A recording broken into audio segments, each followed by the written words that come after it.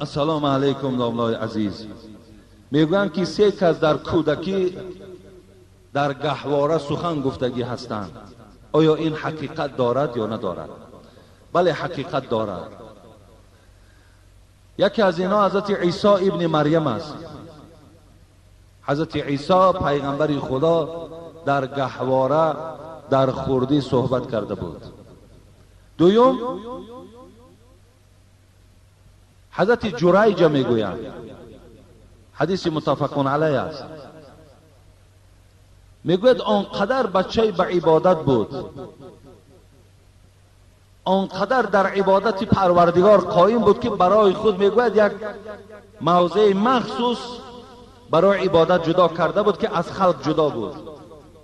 در همون موضع عبادت میکرد، خدا را پرستش میکرد. به ناگاه میگوید روز مادرش فریاد زد یا جریج. حضرت جریج صدای مادرش شنید در عبادت، لیکن چی میگفت؟ خدایا نمازم یا مادرم؟ نماز دوام دهم یا جواب مادر مگردانم؟ و همچون نماز دوام داد، جواب مادرش نگفت. دوم بار میگوید باز مادر روز دیگر فریاد زد، باز جریج در عبادت که بود گفت نمازم یا مادرم؟ باز نمازش ادامه داد. 3م روزم این چنین تکرار کرد. بعدا مادرش میگوید خیلی خشمناک شدن و گفتن جان تو را خدا نگیرد تا زمانی که اگر با یک زن زیناکار روبرو نشوی. مادرش دعای بد کردن. البته دعا 3 دعای هست که در پیش پروردگار لا شک فیهن میگوید، هیچ شکی نیست که این 3 دعا قبول می شود. یکی از آنها دعوت الوالد است، دعای پدر و مادر در حق فرزند قبول می شود. بسیاری جوانای هستند امروز در مسجد ما نماز میخوانند که پدر و مادرها از او ناراضی هستند. بسیاری برادرای در اینجا نماز میخوانند که پدر و مادرشون از اونا ناراضی از دنیا گذشته است. بسیاری نمازخوانای هستند که فکر میکنن به همین نماز جمعه تمام ما جنت از خود کردیم، دیگر احترام پدر و مادر شرط نیست. حالان که برادرای عزیز گرامی همه شما را من تاکید میکنم، تا زمانی که اگر پدر و مادر از تو راضی نباشد خدا از تو راضی نیست. حتی حبیب خدا گفت که هم جنتکی و نارکی، اونا جنت و اونا دوزخ تو هستند.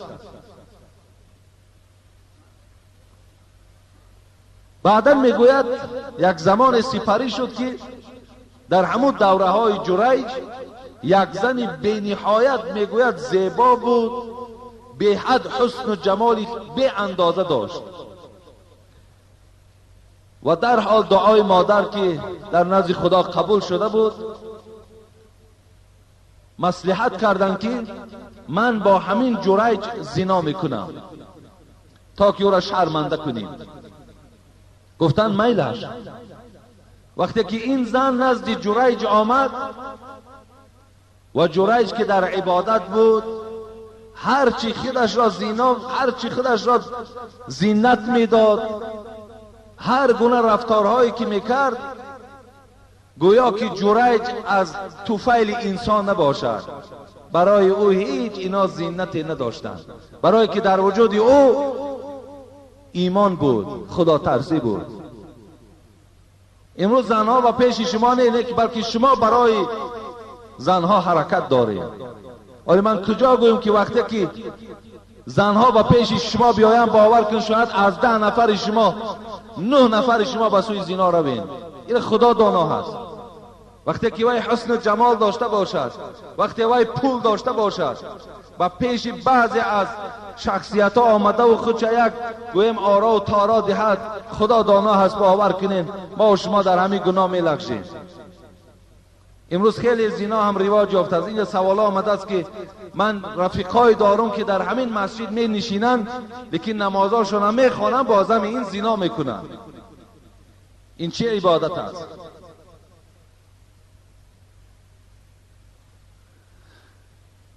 دید که از جریج هیچ فایده ای نیست.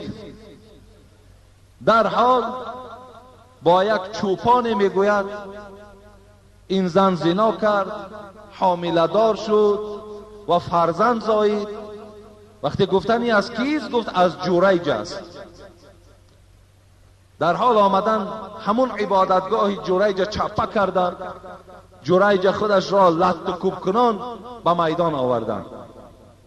وقتی گفتند چه حالت است، چه مسئله شده است؟ گفت این فرزندی که از این زن به دنیا آمده است از حساب زینای تو به دنیا آمده است. میگوید این جریج آدم خداترس، آدم همیشه در عبادت که بود، میگوید در شکم همین طفل خردک یک شپاتی زد و گفت ای کودک، ای طفل، بگو که پدر تو کیست؟ حبیب خدا حکایه دارد. میگوید این زبان به زبان آمد این طفل و گفت ای جریج، تو از این زنا خالی هستی، انا همان چوپان به مادر من زنا کردگی است. این دویم طفل هست که کودکی که در آوان خردی زبان کشاده و اثبات کرد که جریج از زنا خالی هست. سوم کودکی که در حدیث میگوید سخن گفتگی هستند، باره میگوید یک مادر کودکی خود شیر میداد، بناگاه به پیش مادر میگوید یک بالای اسب یک مرد خیلی با سکه و با صورت بسیار سر و لباس تازه داشتگی گذشت. این مادر که این اسب زیبا را بالای او این مرد دارا را که دید، شاید که آدم دنیا دوستدار بوده است، مثل بعضی از اکثریت بندگان خدا که امروز تمام هستی ما در دنیا بخشیدگی هستیم. در حال دعا کرد این مادر که خدایا، گفت همین طفلکی مرا گفت مثل انا همین مرد بگردان. این طفل میگوید وقتی شیر میخورد در حال میگوید پیستان مادر را خلاص کرد و گفت خدایا مرا از جمله همین مرد نگردان. و در حال میگوید باز شیر شب دوام دادن گرفت. این زمان میگوید وقتی این مادر حرکت کرد و رفت نگاه کرد که یک غلام بیچاره را میزدن و میگفتن که تو دزدی کردی، زنا کردی، تهمتش میکردن. این مادر میگوید وقتی که حال این غلام دید گفت خدایا، گفت این بچه مرا مثل همین نگردان. گفت این کودک میگوید دویم باره باز زبان کشاد و گفت خدایا مرا از جمله انا همان گردان. این سیوم کودکی که بود زبان کشاد و سخن راند. محدثا میگویند چرا که این کودک گفت از جمله وی مرا نگردان و از جمله این بیچاره که در عذاب بود از جمله این گردان؟ میگویند مراد این بود که اون مرد که بالای اسب سوار بود، سر و فرمه خوب داشت، وی بسیار ظالم بود. این کودک وی شناخت، گفت خدایا وقتی دعا کرد مادرش نفهمید که وی ظالم است. کودک که فهمید گفت خدایا مرا از جمله ظالم نگردان. لیکن اون بیچاره غلامی که با تهمت وی از زناکار و دزد گفته بودند، کودک فهمید که وی دروغ از تهمت است، گفت خدایا مرا از جمله وی بگردان. این سیوم کودکی بود که در حالت کودکی سخن گفتگی بودند. السلام علیکم داملای مهربان، آیا شب گرانیدن مرده جایز است یا نه؟ بله، شب گرانیدن مرده جایز است. حتی که در روایت ها میاد که حضرت ابوبکر شب گرانیدگی هم. در روایت ها میاد که حضرت علی، حضرت فاطمه را هم شب گرانیدگی هستند. و این خاطر اگر ما شب هم که مرده ها منا برده گرانیم این هم جایز است. فقط شرایط در کار، فقط همون حالت های گرانیدن اگر برای ما گویم یک روشنی باشد، شرایطاش باشد، گرانیدن در شب هیچ زلل و زیانی ندارد. السلام علیکم داملای عزیز، شما گفتید که با معلمان رابطه زیج دارید. من هر روز با مادرم جنجال میکنم که خواهرم با سر و لباس مکتبی به مکتب نرود، زیرا که با کرته سفید مردانه و یوبکه دختر به بلاغت رسیدگی را ممکن نیست. آیا شما با معلمان در این باره سخن نمیگویید؟ التماس دعا کنید که خواهر ما صاحب ستر و حجاب شود. در شهر دوشنبه در بازار کاروان مغازه هست به نام اوراستیل. در درون مغازه تاجرهای همون درون بسیار به ما در مسئله های نماز چگونه باید خوانده شود به ما سخت می روند. یکم میگویند که در وقت پیغمبر مذهب وجود نداشت، به ما مذهب در کار نیست. دوم، در وقت طهارت پایهایشان را از روی نسکی محض میکشند، به ما میگویند که این سنت پیغمبر است. سوم، در نماز پایهایشان را کشاد میگذارند، اگر مثل آنها نخوانی به تو جنگ و جنجال میکنند. و در وقت سجده دستهایشان را بالا برداشته میپرتایند، یعنی رفع یدین میکنند. پنجم، در وقت دعا دستهاشان بر رویهایشان نمیمالند، یعنی دعا آمین نمیگویند. و هیچ وقت با همراهی و میگویند که پیغمبر هیچ وقت با همراهی اصحاب یک جای دعا نکرده است. و میگویند که تراویح 8 رکعت است، مگر اینها درستند یا نه؟ باز میگویند که سخنهای دامولا بسیارش ضعیف است. بابای حاجی مرزا، التماس یک 20 دقیقه علاجش باشد صحبت کنید تا با واسطه کسیت آنها رو ما کمتر آرام کنیم تا که بین ما جنگ نشود. التماس با طور وسیع و آزاد صحبت کنید. شهر دوشنبه. برادرای خیلی عزیز و گرامی، راستی بار این یکم سوال نیست، بلکه این گونه سوال ها در من شاید خدا دانا هست، قسم به خدا زیاده از 100 سوال این گونه آمدگی است، لیکن من تا همین روز هیچ کدام سوال همین نخواندم. و حتی وقتی همین میخوانم باور کن یک غم به خدا قسم مرا فرا میگیرد.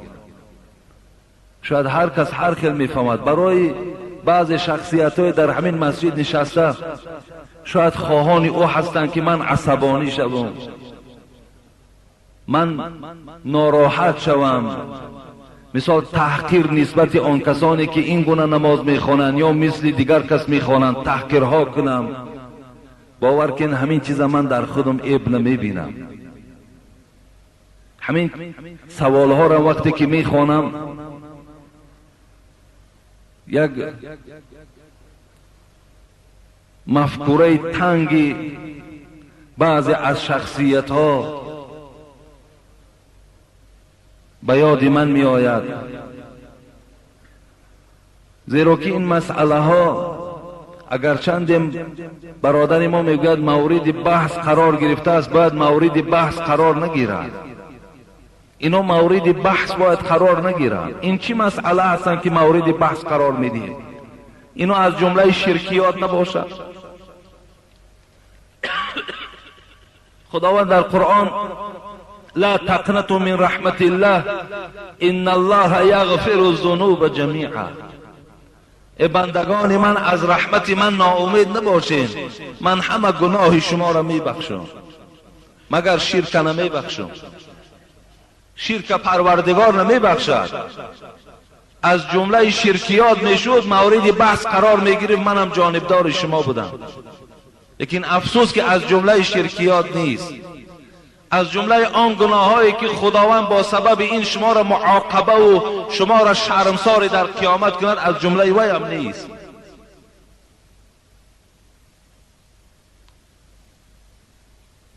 بسیار خوب میشد دیروز من برنامه های از طریق رسیه می شود تماشا کردم. وقتی آمدم به یک کانال NTV رسیدم، همین سوال به خدا قسم در دستم بود و همون کانال وقت تماشا کردم نگاه کردم، یک پریکمخر یهودی در امریکا، پریکمخرای ما موی سر می پرتایند و در داخل همون پریکمخر چند اوستای آورده است ما و شما مینی زواد میگیم، یک زوادی نه کلانی که مثال عبارت از 100 و 200 نفر کار کند، دو کسی کس مثل همین زوادهایی که الحال میده میده خوردی هستن که مکرون میبرارن، قند میبرارن، همچنان یک مینی زواد کرده است و همین موی سر مردم از موی سر مردم شرف میبرارد، شرف، ژمپر، نسکی و حتی الحال گفت همون موضع را کشاش کردم پلس میبرارند از موی سر. مردم از چی چیزها چیها ساخته استند؟ ما تا حال اطراف مسئله هایی که به خدا قسم هیچ اینا مورد بحث قرار نگیرد ما و شما قرارش دادگی هستیم. مردم همگی خواسته استند روز به روز پیش روند، ما برعکس پس رفته ایستاده ایم. به این خاطر است که در نقطه نظر بعضی از شخصها ما و شما این چونین معرفی شده ایم که اسلام ترقیات نمیخواهد، فقط جایی که اسلام باشد اونجا ترقیات نیست. به چه خاطر؟ به خاطری که ما و شما با یکدیگر ساز نیستیم، ما و شما یکدیگر را دوست نمیداریم، ما و شما یکدیگر را حرمت نمیکنیم. در بین ما و شما اختلاف ها که وجود دارد ما هیچ وقت پیش نمی رویم. خوب میشد که این برادرایی که حالا که حق ندارد که یک کس گوید که تو چگونه عبادت میکنی، حق ندارد،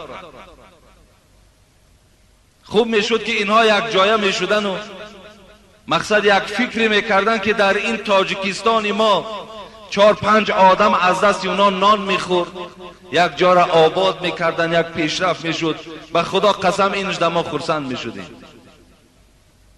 در عصر 21 قرار داریم.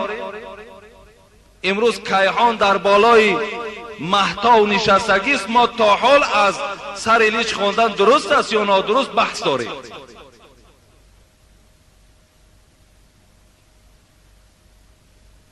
آیا همین جای تأسف نیست؟ تا حال مالی اطراف بیتاقی، اطراف تاقی، اطراف آستین کلته، اطراف آستین دراز بحث و مناظره داریم.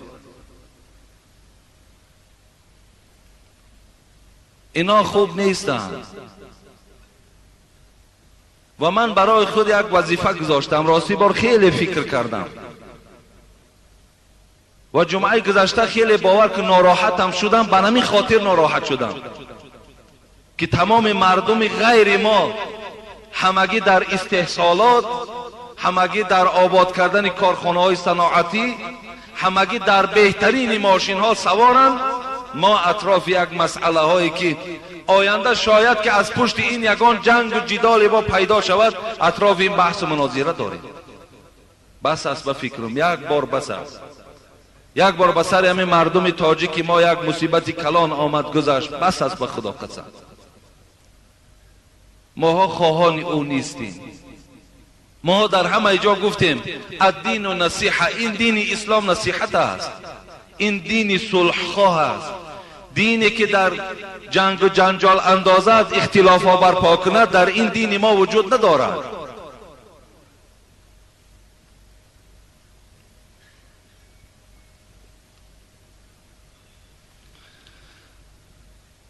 در دورهای رسول اکرم حق میگوید این برادر، مذهب وجود نداشت. برای چی مذهب وجود نداشت در دورهای رسول اکرم؟ زیرا که این ستاره درخشان خود زنده بودند، حیات بودند. در دورهای حبیب خدا هیچ گونه بدعت ها و خرافات وجود نداشت، زیرا که این رهبر، این معلم حیات بود. هر یک مسئله که می برآمد به حبیب خدا مراجعت میکردند. دیگر چی جایی تکیه بر مذهب کند یا از کسی دیگر پرسد، زمانی که حبیب خدا حیات باشد. لیکن برای من مذهب در کار نیست اگرچند که رفتی جملرانیش انچه سخت است. همین میشد که با راهی دیگر اگر فهماند، با یک طریق دیگر اگر فهماند میلش. وقتی ما عصبانی میشویم و به جانب آدمانی که مذهب دارد میگویم مذهبتان از خودتان، برای ما مذهب در کار نیست، در اصل الله که در بین ما آتش افروخته میشود. طرز معامله و طرز تبلیغ این نیست، طرزهاش این گونه نیستند.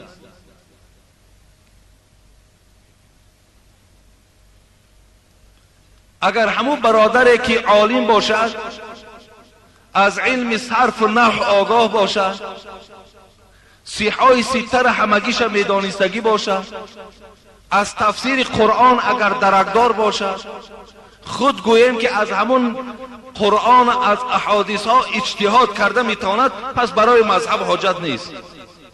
این تمام کتاب ها بیان کردند. لیکن برای کسی که علم ندارد، نمیفهمد اطراف حدیث، حتی یک متن حدیث تحلیل کرده نمیتواند، برای او مذهب داشتن لازم است. خداوند تقلیدی در مذهب را در قرآن هم خبر داده است. شما پرسید دانایان را، عالمان را زمانی که نمیدانید، یعنی وقتی که تو چیزی را نمیدانی تکیه بر یک عالم کن، از یک عالم بپرس.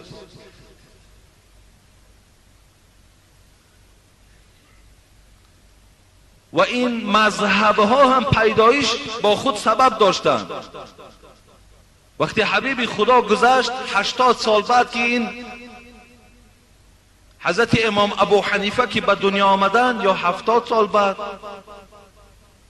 الله که در بین مسلمان ها گویم که همون فلسفه های بیهوده که از یونانی ها باقی مانده بود در بین مردم الکی درسی شده بود. از حساب همین فلسفه های بی معنی الکی مردم قرآن مخلوق می گفتند. الکی در همون زمان عذاب قبر انکار می کردند، دیدار پروردگار در روز قیامت انکار میکردند. و این حضرت ها وقتی که در قید حیات بودند، همون زمان اینها را که مشاهده کردند، برای مردم از این فلسفه های بی معنی، از این مسئله های نادرست دور کردن، اینها از قرآن و از حدیث چنگ زدند و برای ما و شما راه های درست نشان دادند که این از راه درست، این از راه قرآن، این از راه حدیث های رسول اکرم صلی الله علیه و سلم. وقتی که ما و شما امروز اکثریت میداند یک کلمه را، حتی یک شخصایی که باور کنین کتاب خواندن نمیتواند، بعضی همین برشورکای کلیکی قطعی بازی گویم که همین پیش رفته و بحث ها میکند، همونا حتی میدانند که داملات سخن صاحبای مذهب است که اذا صح الحدیث فهو مذهبی. همین را علاقه گویم که در بینه سرش جا کردگی است. بله درست است، هر جایی که حدیثی صحیح باشد صاحبای مذهب گفتند انا همون مذهب ما است. بله ما هم جانبدار این هستیم. این مذهب هایی که در دنیای اسلام امروز رواج دارن، اینا همگیش پیرو آیت قرآن، پیرو احادیث های رسول اکرم. اینا هیچ کدامشان دیگر یگان سرچشمه گویم که فتوا دادن نداشتند، از قرآن و از حدیث بودند. اگر از قرآن از حدیث که نمیافتند، قول صحابه ها را استفاده میبردند. از قول صحابه هم که نمیافتند، بعد رأی خود، قیاس خودشان استفاده میبردند که اینم از روی گفتی حبیب خدا محمد صلی الله علیه و سلم است. به این خاطر برادرای عزیز و گرامی، من همین یک برای شما یک چیز میرسانم.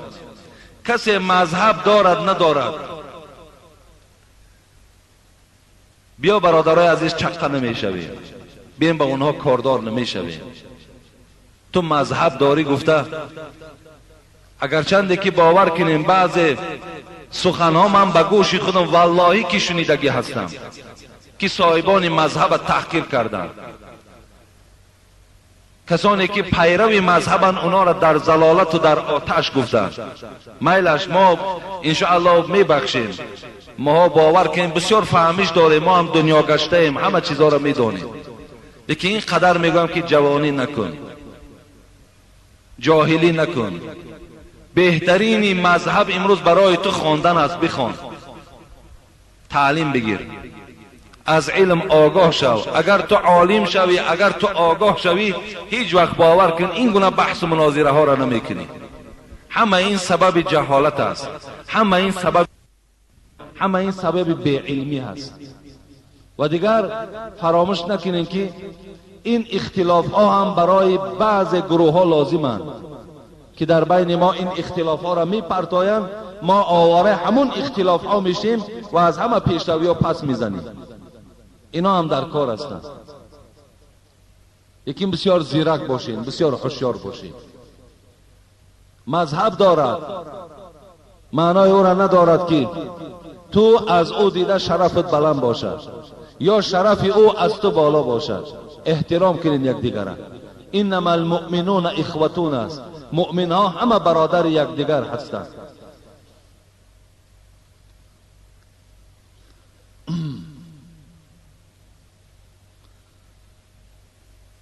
در اطراف پایه ها را محض کشیدن از بالای جورب، اگرچند که خدا رحمت کند یک کتاب من نو از مفتیات گرفتم، از چاپ زاهدان است، به نام بدعت، نام کتاب بدعت. در همون بدعت، در همون کتاب آمد است که سفیان ثوری،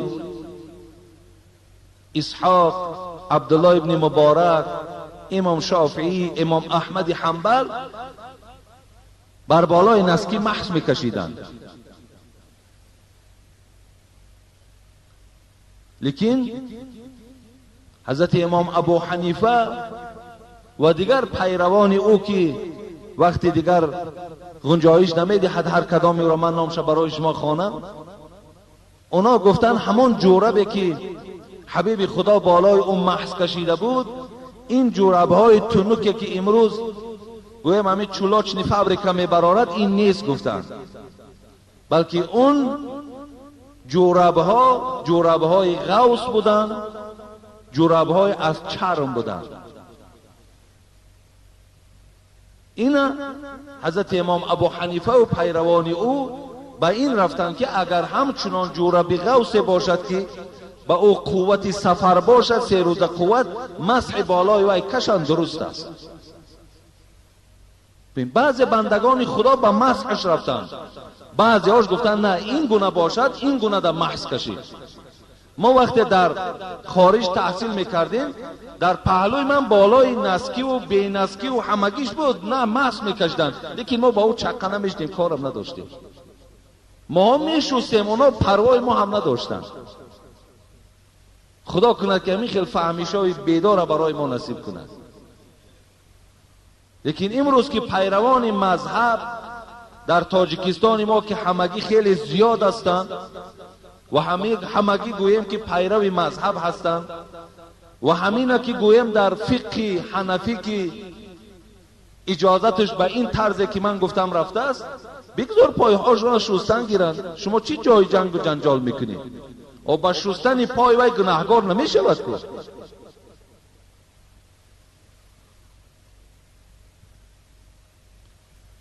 در نماز پایه ها را چگونه گذاشتن در کار؟ اگر مثل آنها نگذاری با تو جنگ و جنجال میکنن. بسیار خوب میشود که اگر بسیاری سوال های هستند که برای من خوب میشود نام های همونها را میگفتی و خود همون آدم به من مراجعت خودش میکرد. بسیار سوال های هستند که شاید که برای عصبانی کردن، برای ناآرام کردن هم این گونه سوال ها می آید.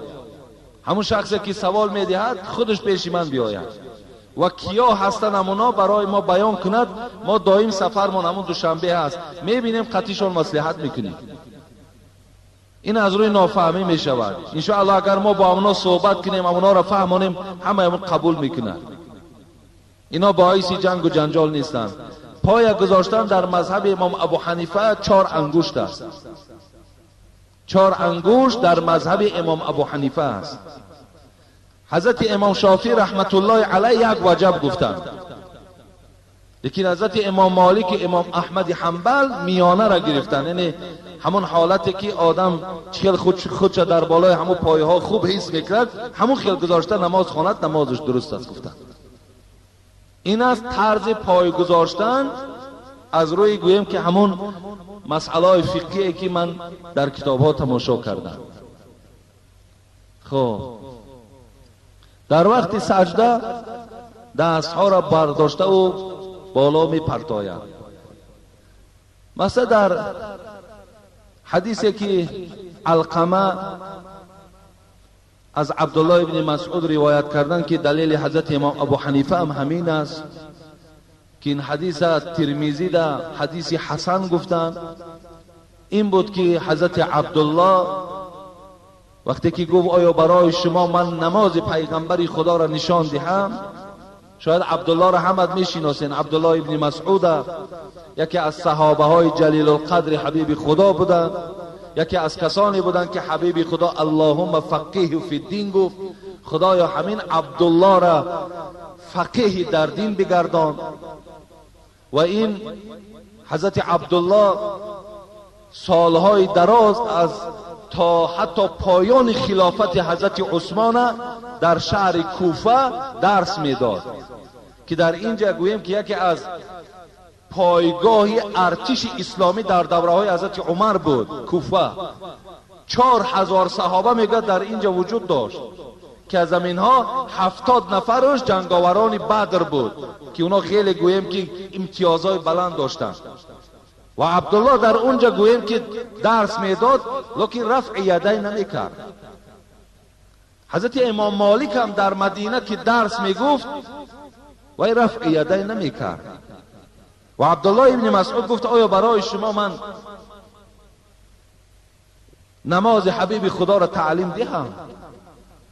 و خیست نماز خوان، دستی که برداشت میگوید یکم بار برای تحریمه بس برداشت، در دیگر باقی نماز دست برداری نکرد. این حدیث حسن میگوید در ترمذی. لیکن حدیث های در باب رفع یدین وجود دارد و پیروان مذهب امام ابو حنیفه انا همین دلیل برای خود اختیار کردند، بغیر این چند دلیل دیگر است. و همین گویم که برای خود یک اساس گذاشتن و این چنین نماز میخونن، بگذار همچنان نماز خواندن گیرن.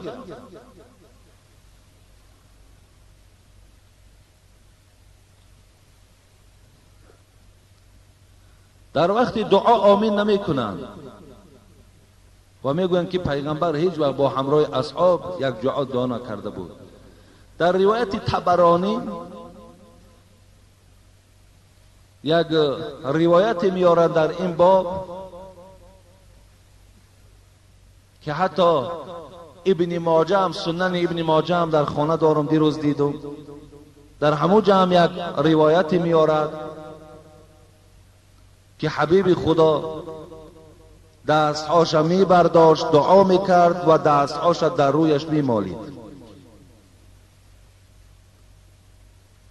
و یک روایت میارد از یکی لشکرکش های که وقتی که میگوید برای جنگ کردن میگوید به یک منطقه رفتن و در بین همون جنگاورها گفت من از پیغمبر خدا شنیدم که اگر یک کس دعا کند و باقی مانده ها آمین گوید، البته همه وقت فتح و ظفر نصیب او می شود.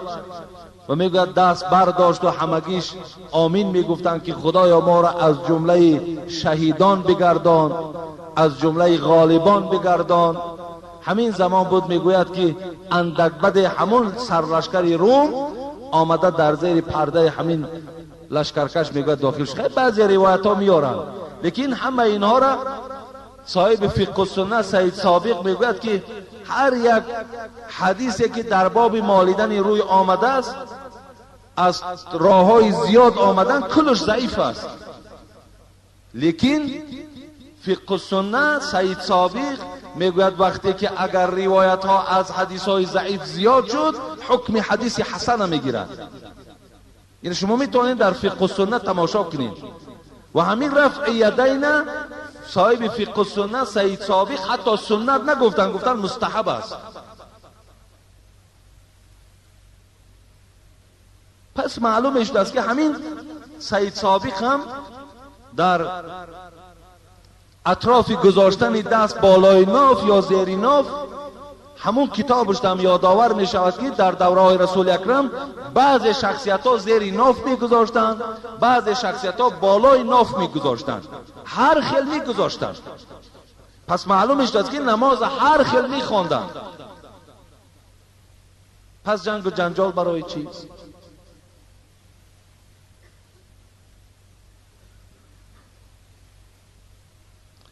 باز میگویند که تراویح 8 رکعت است، مگر اینها درستند یا نه؟ آخران سوال بود. تراویح 8 رکعت بودن شد در کتاب ها میگوید که دلیل وجود ندارد که حبیب خدا 8 خواندن یا 20 خواندن.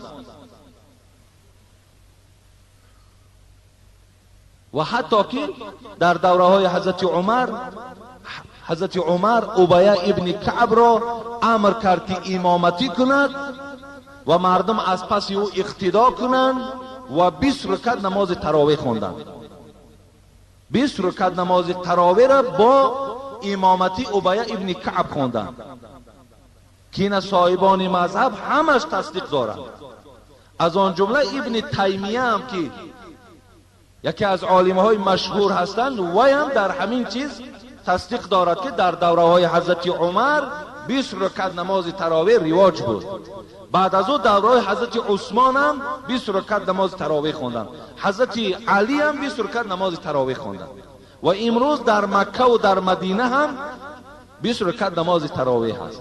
فقط امام مالک با 36 رکعت رفتند. امام مالک گفتن 36 رکعت نماز تراویح است. دیگر باقی مانده صاحبای مذهب با 20 رکعت رفتند. و او یکی میگوید در کتاب ها که 8 رکعت در هفتگی هستند. این روایت حضرت عایشه است که حبیب خدا چی در رمضان چی در غیر رمضان از 11 رکعت نماز در شب نماز دیگر نداشت. لیکن 4 تا میخوان سلام میداد، 4 تا دیگر میخوان سلام میداد، 3 رکعت باز ویتری واجب میخوان. لیکن آنقدر نماز میخوان که تا صبح انا همین 11 رکعت نماز دوام میخورد. 11 رکعت نماز تا نماز صبح میخواند. برای همین است که بعضی ها سوال میدن که بعد صبح خواب کردن درست است، سنت پیغمبر است؟ بله سنت پیغمبر است، اگر مثل پیغمبر تا روز اگر تو شب زنده داری کرده باشی. وای شب زنده داری میکرد از قسم صبح تا نماز فرض قائم شدنش یک کمی خواب میکرد، بعد از اون میآمد فرض جماعت میکردن.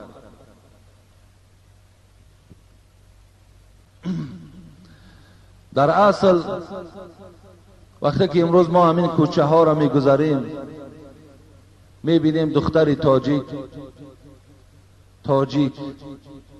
تاجیکی که امروز ما افتخاری به تاجیکی داریم، کرته مردانه دارد و یک یوبکه دارد، پایانش دیگر پاچه نیست. به خدا قسم پایا همه عریان هستند. این مکتب هم نمیخواهد، این همون پدر و مادر خودش خواسته ایستاده است.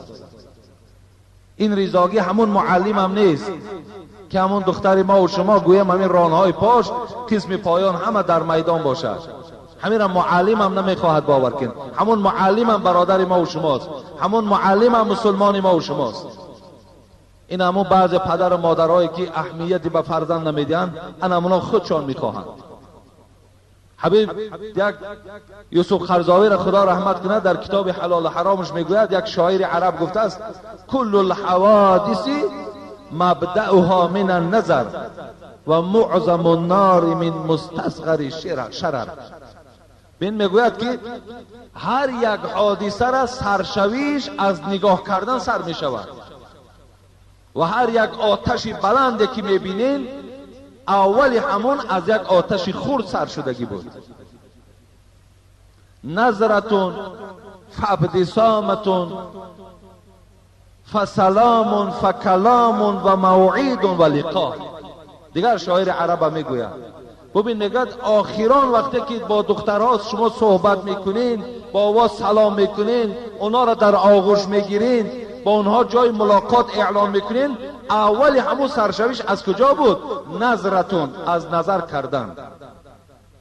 وقتی شما نظر کردین الکی شما تصور کنین که در دل دریچه دارد، در حال همون نظر شما پیغام های شهوانی را به دلتان میارد. برای همین برادرای عزیز و گرامی، هیچ کدام ما و شما باوری دارم، باوری کامل دارم، نمیخواهیم که دخترای ما و شما بیراهگر شوند، دخترای ما و شما را بچه‌های بیگانه استفاده برند، بلکه ما میخواهیم که این دخترهای ما آینده صاحب شوهر شوند، صاحب بچه‌های خوب شوند و این تاجیکستان زیبای ما را آباد کنند. این ما میخواهیم. برای این مقصد در رسیدن دخترها را از پوشیدن این لباس‌ها منع کنید، از پوشیدن این لباس‌ها منع کنید.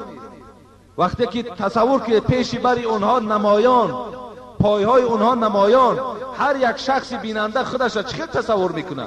خودتان در جای همون نظر کننده تصور کنید، البته آرام نمیمانی دیگر.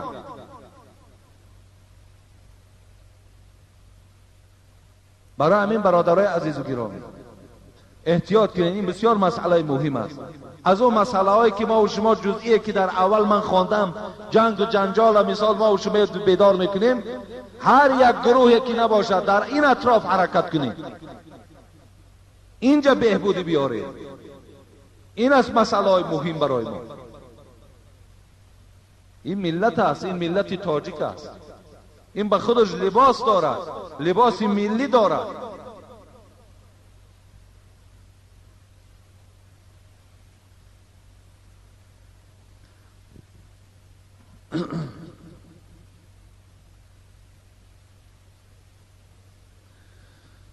اینجا بعضی سوال های دیگر آمده است، بحث های زیاده طلب میکند.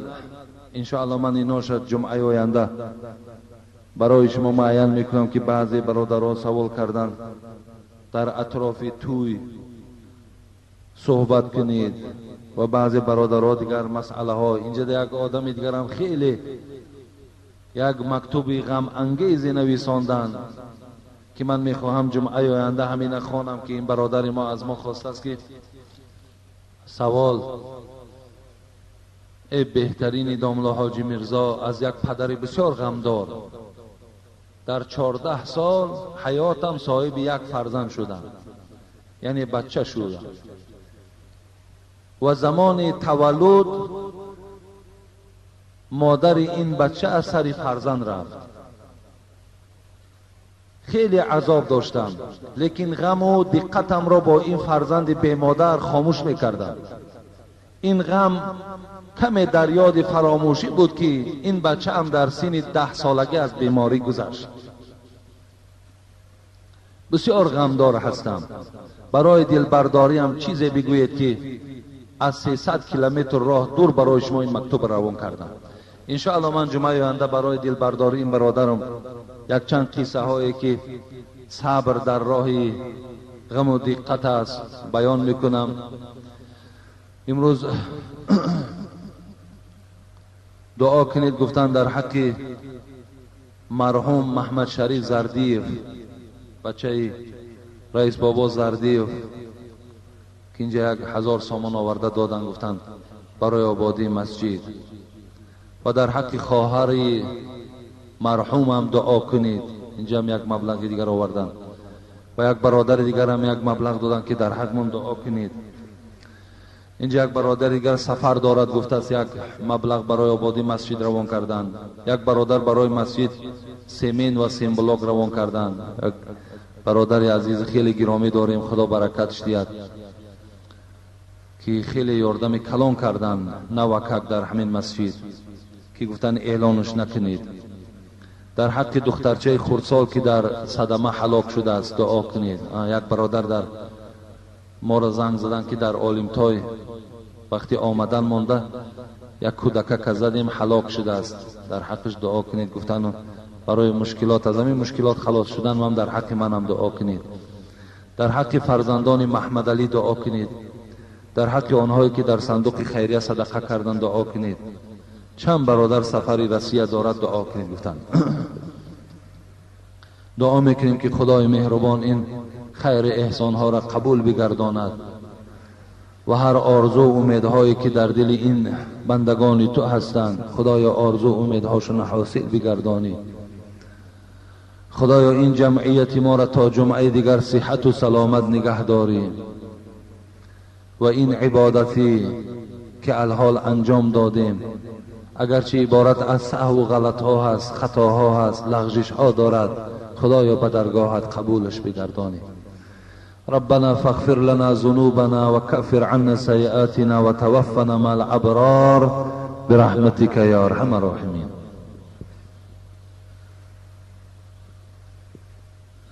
برادرمان دامرو عبدالعلیم هم در همینجا اشتراک دارم. بسیار برادر خوب هستند، بسیار واعظ خوبند، بسیار داملوی خوبند، حتی ختم کرده یکی از دولت‌های عرب هم هستند. خواهش